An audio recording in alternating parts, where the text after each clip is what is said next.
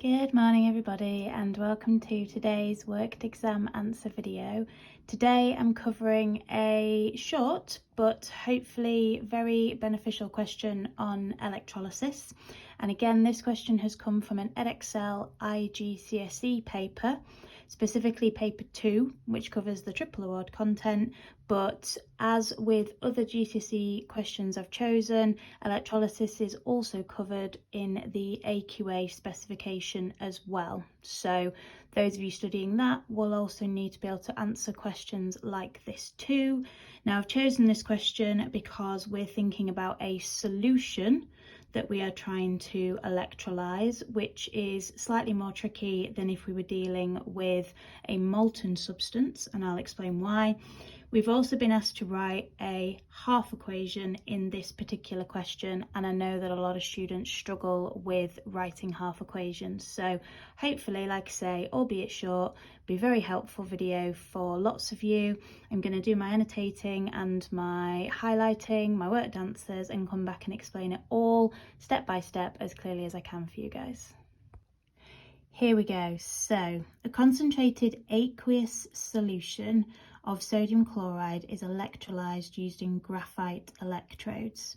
So I said that dealing with aqueous solutions was a little bit trickier, and the reason for that is because we have to take into consideration the water that is present. So to make a solution, we've taken some sodium chloride and dissolved it in water, and by dissolving the sodium chloride in water, the ions become free to move. We therefore have the sodium ions and the chloride ions from the sodium chloride, which can move to our electrodes, but we also have the water, which can split up into ions as well. So we then have H plus and OH minus ions that we also have to consider as well. And in the final part of this question, that's exactly what we've got to do. We have to consider which of the cations is going to be attracted to the cathode, and I'll explain how we know that when we get to that question. It's told us that chlorine is formed at the positive electrode, which is called the anode. The anode attracts the anions, which are negatively charged, and that's how I remember it. Therefore, the anode has to be positive if it's attracting the negatively charged ions. Now, they've told us that it's chlorine that's formed. If you had to consider between the OH minus ions and the Cl minus ions, which of those would be preferentially attracted to the anode, you would always choose the halide ions first if you have a halide ion present. So a halide ion is an ion formed from a halogen atom. Halogens are group 7. So if you have F minus ions, Cl minus ions, Br minus ions, or I minus ions, they will preferentially go to the anode before the hydroxide OH minus ions, just in case that comes up in a different question, which it very much may do.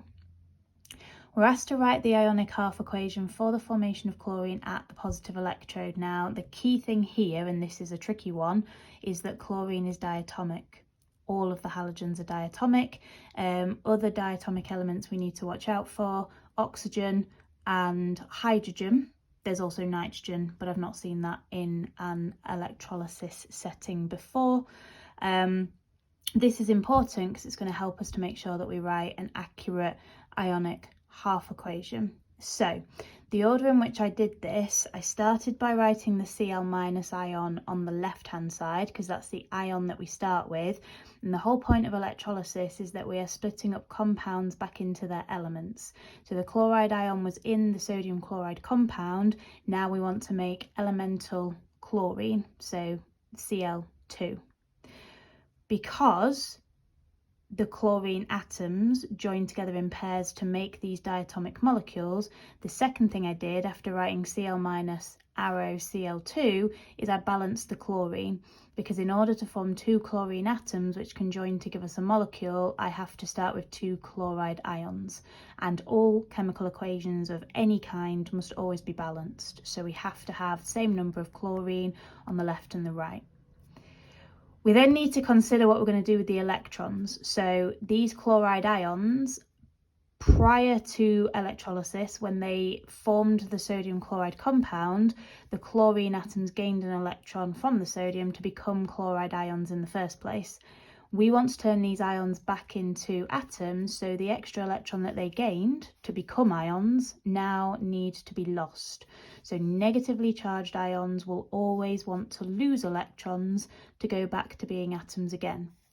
Now the charge tells us how many electrons they want to lose. So a Cl- ion wants to lose 1 electron, and that will take it back to a Cl atom. But again, because we need 2 Cl atoms and we start with 2 Cl- ions, in total 2 electrons will be lost because each chloride ion will lose 1 electron, which will give us a total of 2 being lost. Now that leads us really nicely into the second part of this question, which is asking us to explain or state, why this ionic half equation represents an oxidation reaction. So oxidation is loss of electrons, reduction is gain of electrons. The oil rig mnemonic is very helpful. We need to remember we're referring to electrons when we think of oil rig. And as you can see from the half equation that you've written, the electrons are on the right hand side, meaning they're being lost by these chloride ions here. So when we're explaining, we need to make reference to the fact that oxidation is loss, but we do need to be careful in how we write this. If you were to say chlorine loses electrons, you would be wrong for 2 reasons. One, it's not chlorine here, these are chloride ions. So please be really careful. And if you're not sure whether you should be calling this chlorine or chloride, use the formula. Say Cl- ions or Cl- each lose 1 electron. Now, it's always better to say how many electrons are lost. So I've said the chloride ions each lose 1 electron. If I'd have said the chloride ions lose electrons, I'd probably be okay.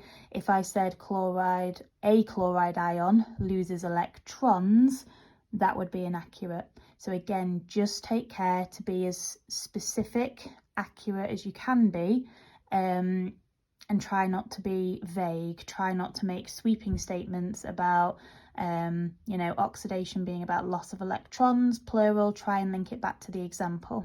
So I've used the chloride ions each lose 1 electron, and that would definitely get me the mark that I need here. Now the final part of this question is then asking us which substance is formed at the negative electrode, which is called the cathode. So like I said earlier, for anode I remember it as the anode attracts the anions, the cathode attracts the cations. And if the cations are positive, because cats make me certainly very happy, I have 2 of them, then the cathode itself has to be negatively charged. Now, this is where, again, because this is a solution, we have to consider which positive ion is going to be preferentially attracted to the cathode. If we just had molten sodium chloride and there was no water, we wouldn't have that choice. We would have 1 negative ion, the Cl- ions, which would go to the anode, and we would have 1 positive ion, the Na+ ions, they would go to the cathode. However, because the water's there, we have to consider, are we going to be dealing with the H+ ions moving to the cathode, or are we going to be dealing with the Na+ ions moving to the cathode? And we have to refer to the reactivity series. Turning these ions back into atoms is not something that they really want to do. When the ions, they have full outer shells of electrons, or in the H+ case it has no electrons at all anymore, but the sodium ion has a full outer shell at this point of 8, and that's why all elements react, because they want to get a full outer shell. They might do that in different ways, but that's the purpose of kind of ionic bonding, covalent bonding, and why in this instance we have sodium ions.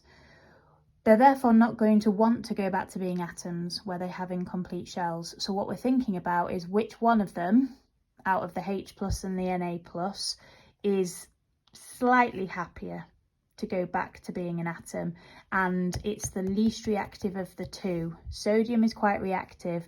That means that it kind of really wants to be Na+, far more so than hydrogen wants to be H+.